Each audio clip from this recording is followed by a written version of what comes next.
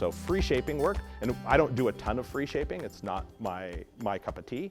I think they're more efficient. I'll talk a little bit about. Free shaping is simply using a conditioned reinforcer with no inputs from the handler, right? So lots of reward-based obedience trainers are using free shaping a lot. Agility trainers and things like that are using free shaping.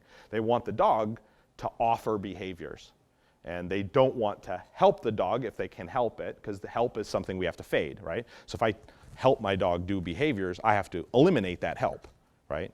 If I lure my dog into a sit, I have to eliminate the lure to the point where I can say sit and my dog will sit. Well, one of the benefits of free shaping is that the dog, you're basically taking a conditioned reinforcer, typically a clicker, right? And you're waiting for the dog to offer behaviors that are headed towards what you want.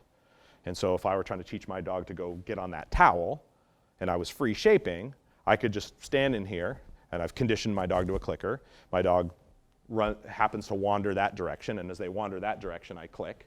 They get a reward, and then I just wait, and they wander over there again, and I click, and then they go, every time I head this direction, I get a reward, right? And so they start deliberately heading that direction, and then I wait till they get a little closer, and then they accidentally bump into it, et cetera. And this is called shaping through successive approximation, and it's free shaping.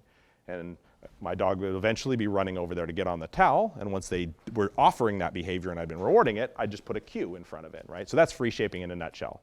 And a lot of reward-based trainers like it because the dog has to try to figure out what they need to do to get a reward. So those dogs get very active. They offer behavior. They're like trying to figure out what they need to do to get their reward. So they'll try stuff.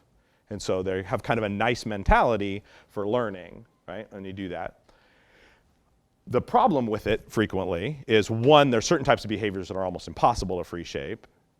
Two, if my dog goes forward, a lot of those dogs have a hard time holding behaviors and persisting in single behaviors. So if I free shape a lot and I want to now build duration in certain behaviors, right, what winds up happening is when my dog doesn't get a reward, they think, okay, I'm not doing something right, and they start offering other behaviors, right? So when you try to fade or reduce the rate of rewards and you don't give them as many rewards and you don't reward them as quickly, they start offering behaviors, and those dogs won't stick with one behavior. The other thing is, because I never help them with that, if they struggle, if I go to work in a new location or I change from a towel to a bed or something like that, and they struggle, I have no way of helping them because I never helped them in the first place. I have to go back to shaping again, right? And so I do a lot of what I call assisted shaping, where I help the dog do the behavior a bunch of times, and then I set them up and wait for them to offer the connecting piece, right? Or we fade lures traditionally. We'll talk about this a little bit as we go. But the idea is that there are people that like free shaping. And I like to, with the young dogs, to free shape a little bit just to get the dogs the idea that they control their rewards. Like, hey, I'm not going to direct you to do everything. Figure it out. Try to figure something out. And it makes those dogs kind of active in the learning process.